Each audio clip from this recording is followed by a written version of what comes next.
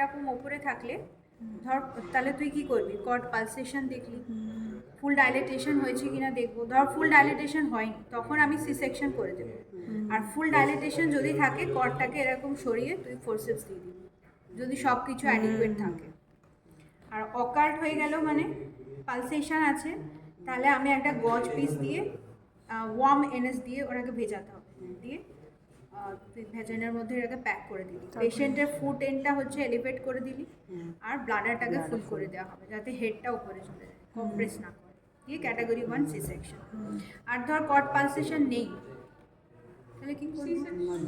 কেন C section করবি? Baby তো নেই, তাহলে ক্লেডোটমি করে বেবিকে বের। ক্লিটোটমি বা কেন করবি? নর্মাল ও বেবি নেই, হ্যাঁ বেবি তো নেই, তাহলে আমি নর্মাল দেবো প্রোগ্রেস করার জন্য, পার্টি কাউন্সিলিং করে দিয়ে। Ma'am if the baby is dead, अगर नॉर्मल डिलीवरी हो नहीं रहा है तो डिस्ट्रक्टिव प्रोसेस से सी सेक्शन ही करना है ना। তখন তুই ডিস্ট্রাক্টিভ করতে পারিস, যদি মানে পসিবল হয়, যদি না হয় তখন সি সেকশন।